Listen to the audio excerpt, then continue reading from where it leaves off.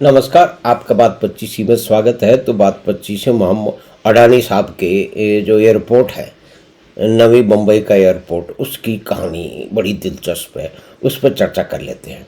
बहुत सारे लोग कहते हैं कि भारत जो है वो क्या कहते हैं चीन का सामना नहीं कर सकता। तो चीन का बिल्कुल सामना इसलिए नहीं कर सकता, उसकी बराबरी यूँ नहीं कर सकता क्योंकि भारत में जो काम 5 साल में होना चाहिए वो 25 या 30 साल में लगता है। यानी कि जो नई मुंबई का एयरपोर्ट है, इसकी योजना बनी थी 1997 में। अब शुरू कब होगा? अब से 28 साल 30 साल लग गए। उससे पहले योजना तो कागज में आ गई थी, लेकिन ज़मीन जितनी चाहिए उतनी मिलेगी नहीं। एक हिस्सा मिल गया तो दूसरा जो है वो कोर्ट में चला गया। कोर्ट जो है वो कोर्ट में सामाजिक प्रभाव के लोग बैठे हैं, दुनिया को समाज को बदलने की प्रण लेके लोग बैठे हुए हैं, एनजीओ भी ऐसे हैं। अब दूसरा हिस्सा आ गया तो तीसरा वाला वो एक नया अड़ंगा खड़ा कर देगा। वहाँ पे बड़े बड़े मेधा पाटकर टाइप लोग जाके बैठ जाएंगे, अपने यो साहब योगेंद्र यादव साहब जाके बैठ जाएंगे।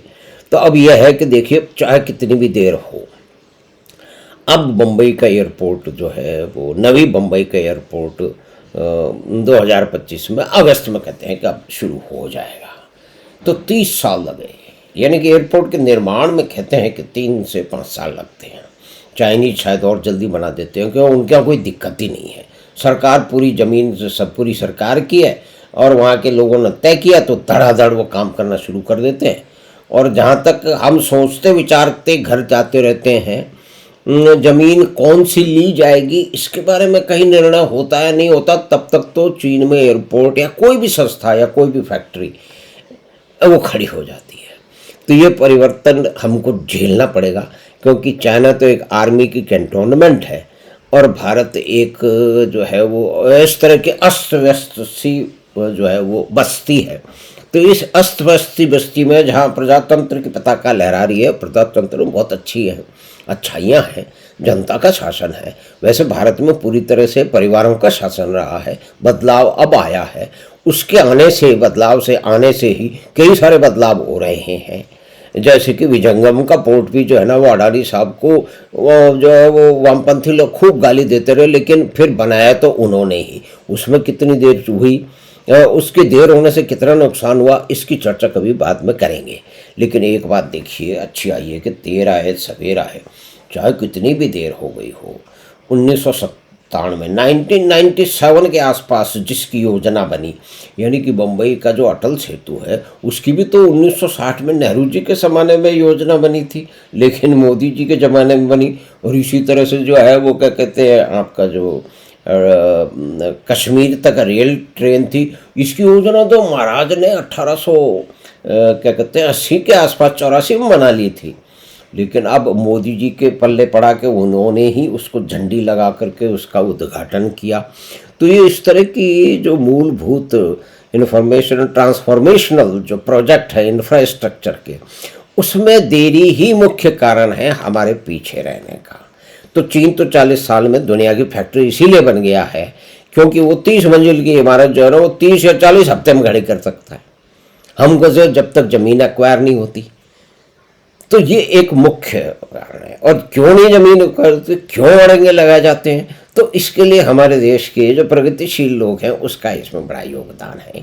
तो इसमें लाल खंडी किस्म के लोग भी हैं और इसमें समाजवाद तो भरा पड़ा है।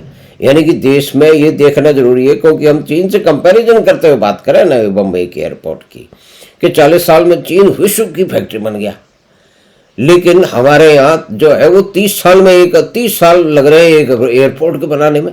ये कंपैरिजन देखिए। और 100 साल से ज़्यादा लग गया जो है वो कश्मीर में रेल पहुँचाने में। और इसी तरह से एक रोड बनाने में, बम्बई में जो रोड बनी है अटल सेतु जिसको कहते हैं, उसको तो 50-60 साल लग गए। तो जब 60 साल में रोड बनेगी, 30 साल में लगेगा, तो हम चाइना से हम एक कल्पना करें कि हम कहाँ खड़े हैं और वो कहाँ खड़े हैं। जब चीन वाले लोग समाजवाद के और वामपंथ के सारे नियमों को नाम उन्होंने अपना समाजवादी रखा है ना, पार्टी का नाम वही रखा है, लेकिन कोई सिद्धांत वहाँ नहीं चल रहा है। वहाँ पे कहते हैं कि रैपिशियस कैपिटलिज्म, यानी कि उच्च स्तर का कैपिटलिज्म, वो चला करके चीन जो है वो विश्व की फैक्ट्री बना है। चीन ने एक और काम किया है कि अपने सबसे निपुण और प्रतिभाशाली लोगों को काम दिए हैं। है ना। वहाँ भी लेकिन आज ऐसे भी शहर हैं जो पूरे के पूरे शहर खड़े हैं, लेकिन उसके अंदर कोई रहता नहीं है। तो ये एक अलग बात है। तो 30 साल बाद देखिए कि अडानी साहब का अब इस पर रूपक शुरू होने आवश्यक हो जाएगा, क्योंकि इस देश में, दुनिया के किसी देश में जिस तरह से व्यापारियों और उद्योगपतियों को गाली देने की एक लंबी परंपरा है, दीर्घकालीन परंपरा है, उसका निर्वाह आज भी होता है। आज से 30-40 साल पहले अडानी टाटा बिरला की सरकार नहीं चलेगी, अब वो बदल गया कि अडानी अंबानी की नहीं चलेगी, और वो भी दोनों गुजरात से आते हैं और मोदी जी भी गुजरात से हैं। तो ये एडिशनल पंगा पड़ गया, हमारे एडिशनल फांस लग गई हमारे प्रगतिशीलों को। तो ये एक मुख्य बात है कि 30 साल में हम एयरपोर्ट बना रहे हैं, 40 साल में दुनिया की फैक्ट्री बन गया। तो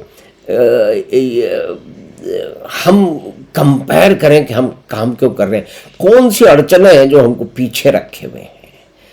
वो इतना समय लग गया कि कम से कम अब थोड़ी सी गति आई है। पिछले 10-12 साल में बहुत बड़े परिवर्तन हुए हैं। वैसे इस बात को मानने के लिए कोई तैयार नहीं है। इस देश के अंदर जितने भी प्रगतिशील लोग हैं, उनको अगर ये बोल दो कि पुल बनना कोई महत्वपूर्ण बात है, क्या कहते हैं, इसका जो वंदे भारत ट्रेन का कवियों को, लेखकों को बोल दो, तो वो ऐसे देखते हैं कि आप कौन सी दुनिया से आए हो। क्योंकि उनके यहाँ तो कविताएं लिखना, कहानियाँ झूठी ऊठी सुनाना, कुछ भी कल्पना की शक्ति, वही महत्वपूर्ण काम है। उससे नौकरियां कितनों को मिलती है।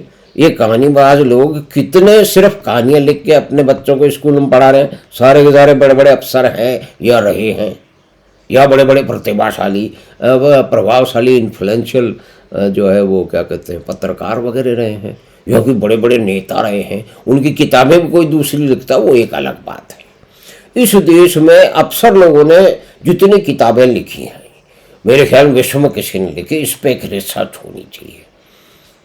तो हमें आशा है कि जेएनयू के लोग जो है ना, वो इस तरह की रिसर्च करके ये सामने लाएं। कोई दूसरा कर ले, उसमें क्या बात है। तो हमने बात की, मोटी मोटी बात की, एक 30 साल में अब समापन की ओर अग्रसर नई बम्बई एयरपोर्ट, जो कि करीब लंबे चौड़े एरिया में फैला हुआ है, और उसके आने से कहते हैं कि करीब लाखों और जो है ना वो क्या कहते हैं, उनको मिलेगी यहाँ पे ट्रांसपोर्ट। जो बम्बई का एयरपोर्ट है उसमें जो भीड़ लगी हुई है उसमें परिवर्तन आएगा। अब इसमें 74% जो है ना, ये जो है, ये तो अडानी साहब की जो कंपनी है वो जो है वो अडानी एयरपोर्ट होल्डिंग लिमिटेड वो है, और 26% जो है वो सिडको है, जो कि महाराष्ट्र की एक डेवलपमेंटल सरकारी एजेंसी है, उसने रखा है। और अडानी साहब ने इसका मैनेजमेंट 2021 में लिया है, और उसी के आसपास में उन्होंने 6 एयरपोर्ट ले लिए थे, जिसमें बाकी जो उनके कंपटीटर्स हैं उन्होंने सब 4 से 5 गुनी जो है ना वो बोली लगा के ले लिए थे। लेकिन हमारे देश के विद्वानों के अनुसार ये बहुत बड़ा घोटाला था। इस पर हम बात कर चुके हैं, उसका लिंक भी हम दे देंगे।